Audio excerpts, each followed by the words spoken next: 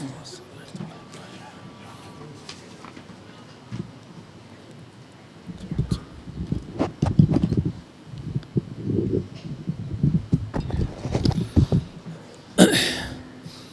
الحمد لله نحمده ونستعينه ونستغفره ونعوذ بالله من شرور أنفسنا ومن سيئات أعمالنا من يهده الله فلا مضل له ومن يضلل فلا هادي له وأشهد أن لا إله إلا الله وحده لا شريك له وأشهد أن محمدًا عبده ورسوله أما بعد فإن خير الكلام كلام الله وخير الهدي هدي محمد صلى الله عليه وآله وسلم وشر الأمور محدثاتها وكل محدثة بدعة وكل بدعة ضلالة وكل ضلالة في النار.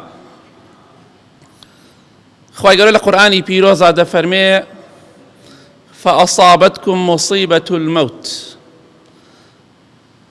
مردن بمصيبة ناو دەبات. خواهی گەورە میرەبان مردن بە بەڵاو مصیبەت ناو دەبات. بێگومان مردن مصیبەت و بەڵایەکە بۆ ئینسانی کافر و بێدین، چونکە لە حەدیثێکی صحیح بوخاری مسلم داهاتووە خۆشەویستی خوا فەرمێ صلی الله عليه وسلم ئینسانی کافر و بێباوەڕ و فاجر کاتێک کاتی مردنی هات ئەو بەڵاو مصیبەتەی بەسەرا دابەزی مزگێنی عذابی خوای پێدرێ. فڵان کەس مزگێنی بێلێت تۆ دووچاری عذابی خوا دەبیت، مزگێنی عقوبە و سزای خوای پێدرێ. بۆیە پێغەمبەری خوا فەرمی صلی الله عليه وسلم لای ئەو ئینسانە بێدینە هیچ شتێک نییە لەوە ناخۆشتر بێ کە بگاتە خزمەتی خوای گەورە، چونکە حەزی بە بینینی خوا و بە خزمەتی خوا نییە، چونکە کردەوەکانی خراپە. حەز ناکا بگاتە خزمەتی خوای گەورە، خوای گەورەش پێی خۆش نییە بگاتە خزمەتی ئەو کافر و بێدینە. کەواتە مصیبەتە بۆ کەسێک کە لە دنیادا دیندار نەبووە، مصیبەتە بۆ کەسێک کە نوێژ ناکات، مصیبەتە بۆ کەسێک مردن کە خوای لەبیر چووە، مصیبەتە مردن بۆ کەسێک تەنها مانگی ڕەمەزان خوا دەناسێ دوای مانگی ڕەمەزان وازی لێدێنێ. ئەوە مصیبەتە ئینسان لەسەرە مەرگدا مزگەنی عذابی خوا و جەهەنەمی پێ بدرێ. کەواتە مردن مصیبەتە بۆ کەسی بێدین، بۆ مولحید، بۆ کەسانەی کە خوا ناناسن. بێگومان مصیبەت بۆ ئیماندار نییە، خۆشیە بۆ ئیماندار مردن. مردن خۆشیەکە بۆ ئیماندار، ڕاستەکەی تووشی ناخۆشی و ناڕەحەتیەک دەبێ، بەڵام کۆتایەکەی زۆر خۆشە. پێغەمبەری خوا صلی الله عليه وسلم لەو حەدیثەی صحیح بوخاری مسلمدا فەرمووی ئینسانی ئیماندار کاتێک کاتی مردنی هات مزگێنی بەهەشتی پێدرێ، مزگێنی ڕەزامەندی خوای پێدرێ، پێی دەڵێن فڵان کەس خوا لە تۆ ڕازیە، مزگێنی بێ لێت تۆ بەهەشتیت، تۆ لەژێر ڕەحمەتی خوا دای.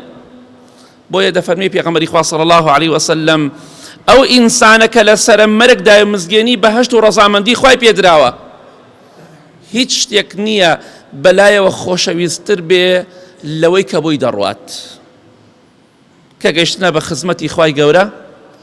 پێی خۆشە بگاتە خزمەتی خوای گەورە، خوای گەورەش پێی خۆشە بگاتە خزمەتی ئەو عەبدە ئیماندارەی. تۆ چۆن پێت خۆشە بگەیتە خزمەتی خوا، خوای گەورەش ئاوا پێی خۆشە بگاتە خزمەتی تۆ، چونکە تۆ لە دنیادا ئیماندار بووی. ئیماندار نەک مانگی ڕەمەزان، هەموو مانگەکان ئیماندار بە، هەموو کاتەکان ئیماندار بە. ماڵی خوا تەنها بۆ ڕەمەزان دروست نەکراوە، مزگەوت بۆ ڕەمەزان دروست نەکراوە، نوێژ بۆ ڕەمەزان فەرز نەکراوە، حتا مردنە بێ عیبادەتی خوا بکەی. ئەو کاتە لە دوای مردنت بە ئیزنی خوا ناخۆشی و ناڕەحەتی نابینیت. کەواتە مردن مصیبەتە بۆ ئینسانی بێدین، خۆشی و شادیە بۆ ئینسانی ئیماندار بە ئیزنی خوا ئەو کەسەی لە دنیادا خوای ناسیبی و ڕێگای خوای گرت بێ.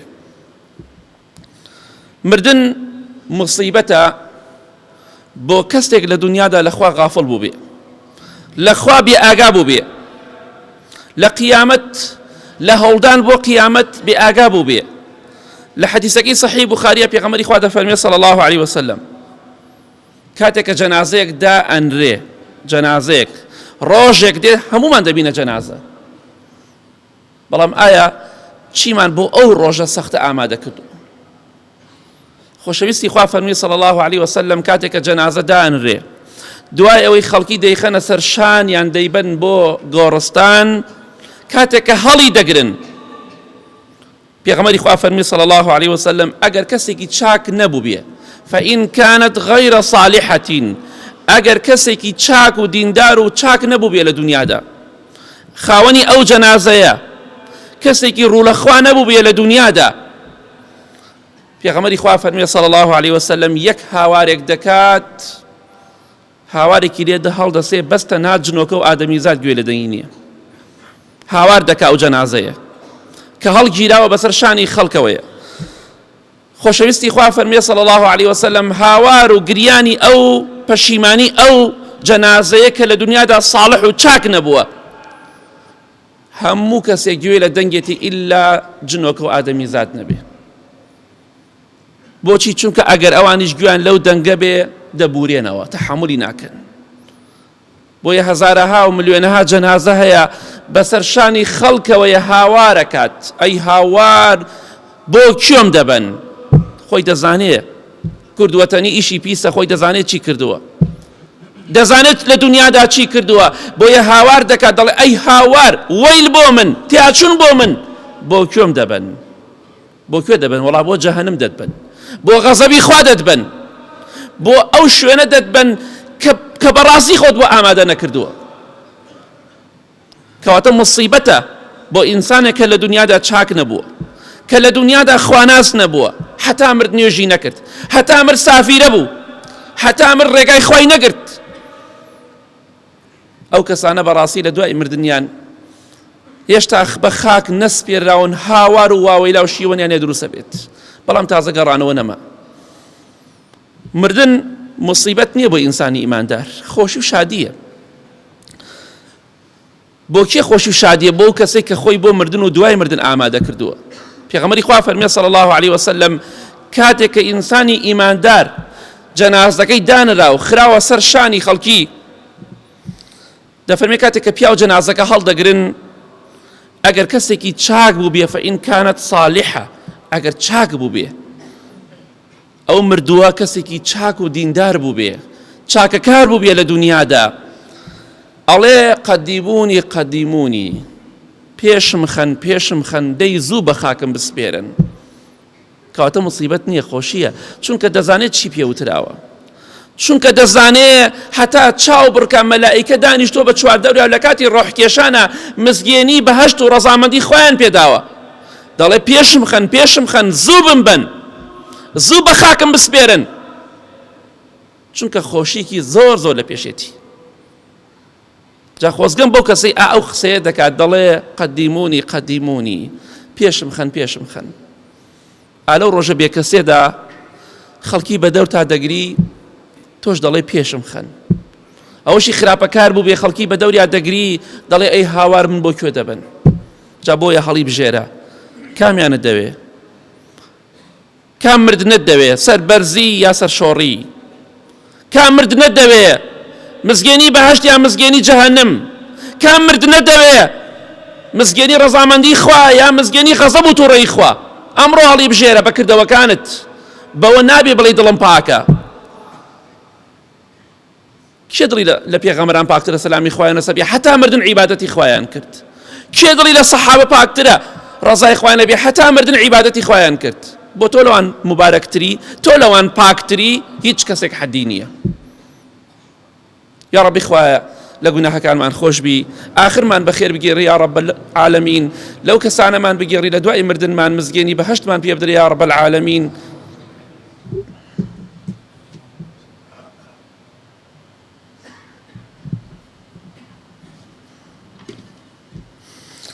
الحمد لله والصلاة والسلام على رسول الله وعلى آله وصحبه ومن والاه.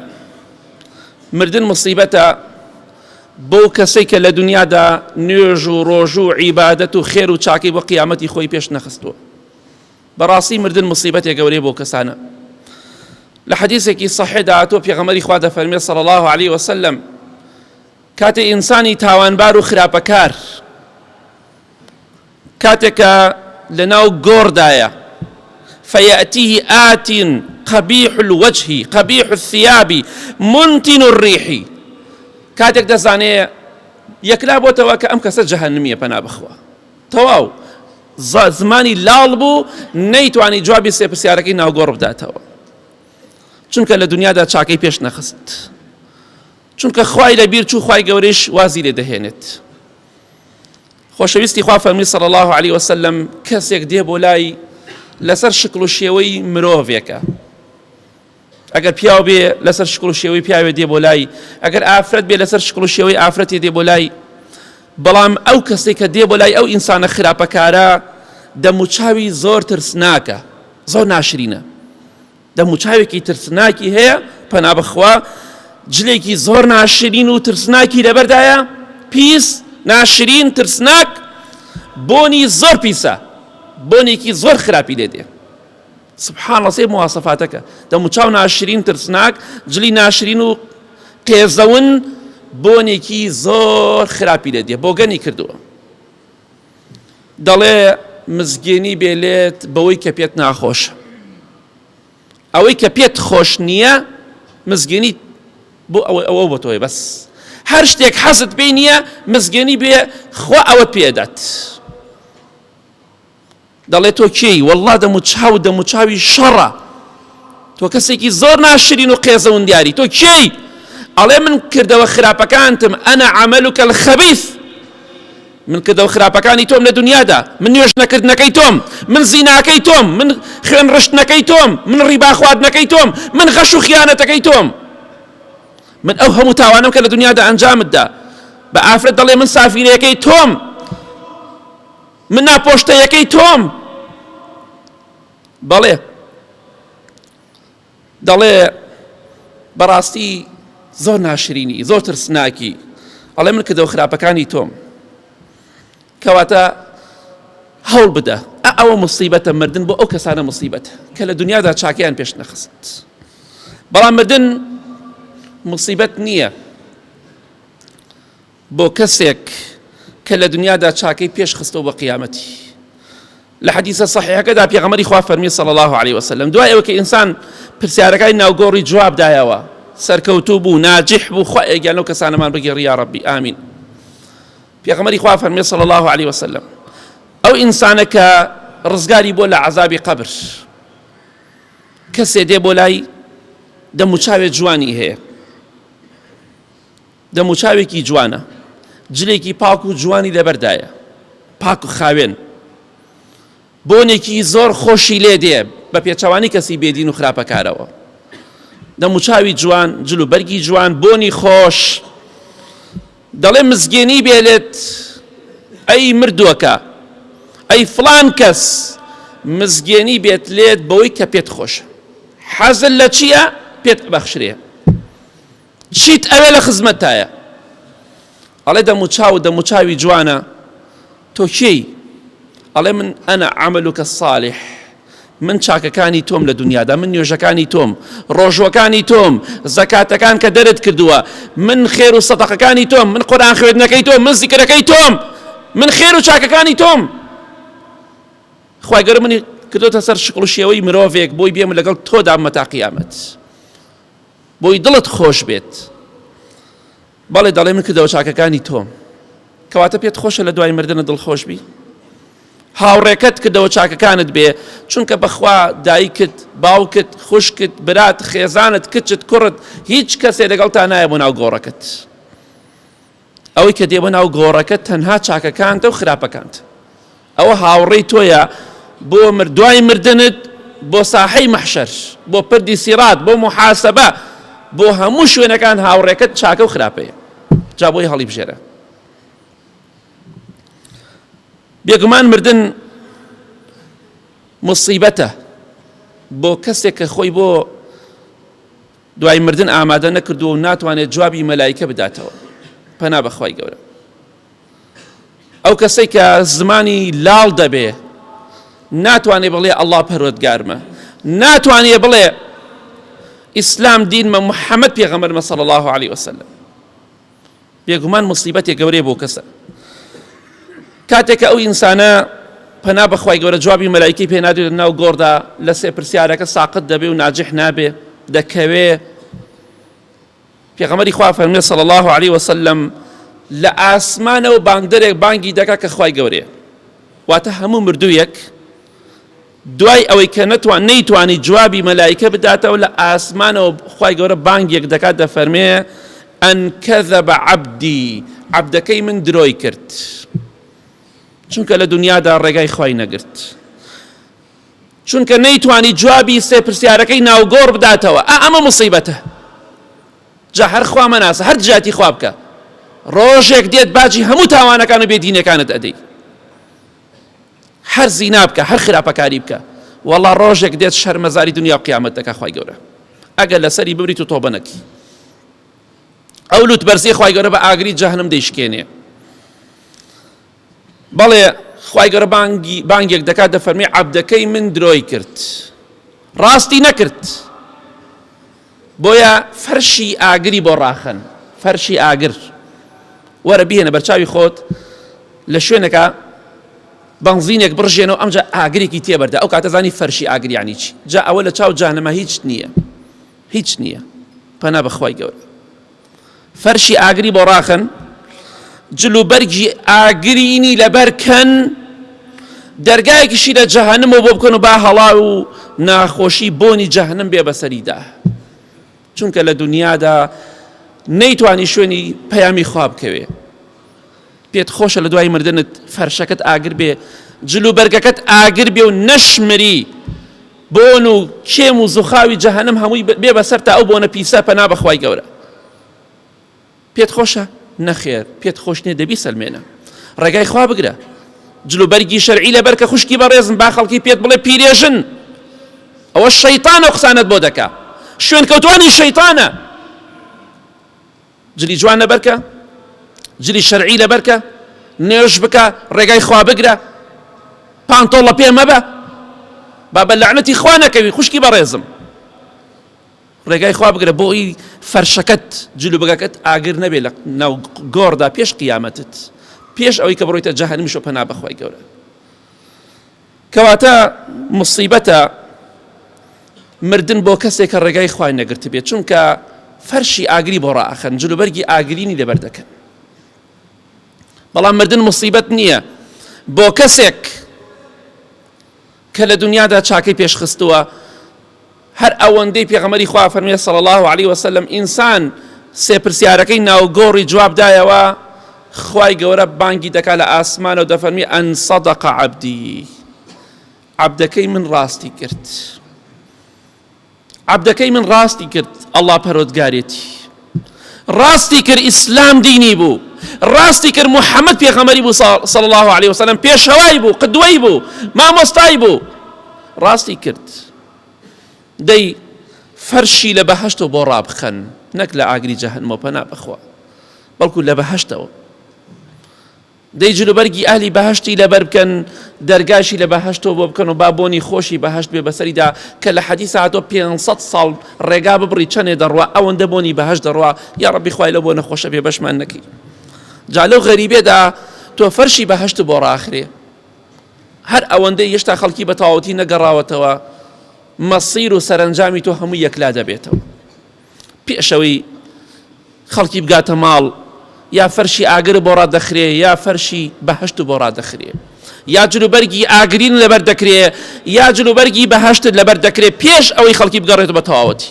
هەر ئەوەندەی جوابی پرسیارەکان درایەوە یا نەدرایەوە، هەموو شتێک یەکلا دەبێتەوە.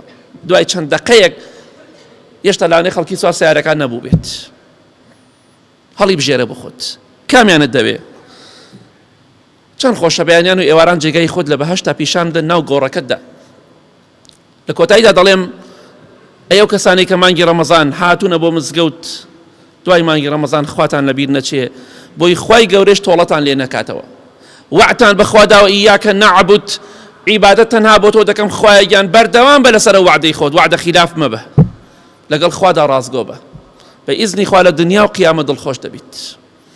اللهم اغفر للمؤمنين والمؤمنات والمسلمين والمسلمات الأحياء منهم والأموات من أهل السنة والجمعة والجماعات يا ربي خوای الشفای نەخۆشەکانمان بدەی بەتایبەتی ئەوانەی داوای دوعای خێریان کردووە یا ربی خوای هێمنی و ئارامی وڵاتمان بپارێزی ئاخرمان بەخێر بگێڕی خوایگیان نوێژ و ڕۆژ و عیبادەتمان لێ قبولکەی خوایگیان لە ئاگری دۆزەخ لە عەزابی قبرمان پارێزی خوایگیان لەو کەسانەمان بگێڕی کە لە دوای مردنمان مزگەێنی بەهەشتمان پێدرێ فەرشی بەهەشتیمان بۆ ڕادەخرێ یا رب العالمین خوایگیان لە غەزەبی خۆ دەتووڕەی خۆت بە دوورمان کە هێمنی و ئارامی وڵاتمان بپارێزە ئەوانەی نەخۆشن خوایە شیفایان بدەی ئەوانەی منداڵیان یەخوایە منداڵیان پێبەخشی ئەوانەی منداڵیان یەخوایە منداڵەکانیان چاک و ساڵحکەی خوایگیان ئیمان و تەقوا ترس و خەوف و خۆشەویستی خۆت بخەیتە ناو دڵەکانمانەوە آمین آمین آمین وصلى الله على محمد وآله وصحبه أجمعين